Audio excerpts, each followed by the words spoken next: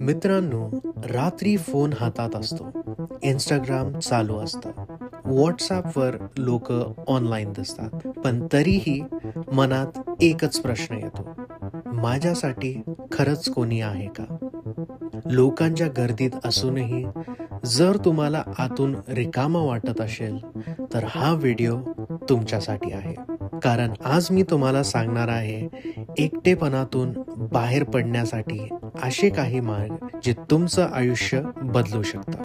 Hello everyone, स्वागत आहे आपल्या आवडत्या पॉडकास्टवर, ज्याचं नाव आहे माइंडफुल कट्टा, तुमच्या मनाचं सेफ स्पेस. मित्रांनो, एकटेपणा म्हणजे फक्त एकटं असणं नाही. कधी कधी आपल्या आसपास खूप लोक असतात, पण तरीही आपल्याला कोणी समजून घेत नाही असं वाटतं. आजकाल लोकांची कनेक्शन कमी आणि मोबाईलशी अटॅचमेंट जास्त झाले. चला तर एका मुलाचा विचार करूया. तो रोज रील्स बघतो, मीम्सवर हसतो, लोकांच्या स्टोरीज बघतो, पण रात्री झोपताना त्याला वाटतं माझ्याशी बोलायला कोणीच नाही. हे आज करोडो लोकांच्या आयुष्यात चाललंय. आपल्याला एकटं वाटलं की सगळ्यात आधी आपण काय करतो? फोन उघडतो, यूट्यूब, इन्स्टा, नेटफ्लिक्स. कारण शांततेत बसायला भीती वाटते. पण खरं हिलिंग तेव्हा सुरू होतं जेव्हा तुम्ही स्वतःसोबत बसायला शिकता. माझ्यासोबत असंच व्हायचं. एकटं किंवा सॅड वाटलं की मी लगेच फोन घेऊन बसायचो.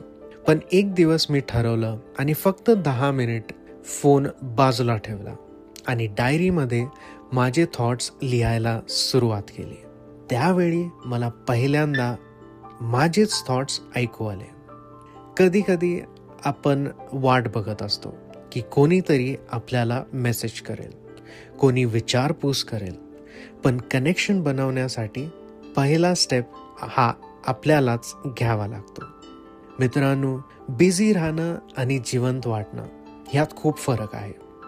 तर जिमला जा, वॉक करा, नवीन स्किल्स शिका, लोकांना भेटा. हे सगळं टाइमपाससाठी करू नका, पण पुन्हा स्वतःला शोधण्यासाठी करा. लक्षात ठेवा, तुम्ही एकटे नाही आहात.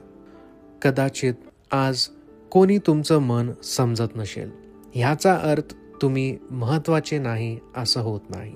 एकटेपणा संपवण्यासाठी सगळ्यात पहिली गोष्ट म्हणजे स्वतःवर पुन्हा प्रेम करायला सुरुवात करा.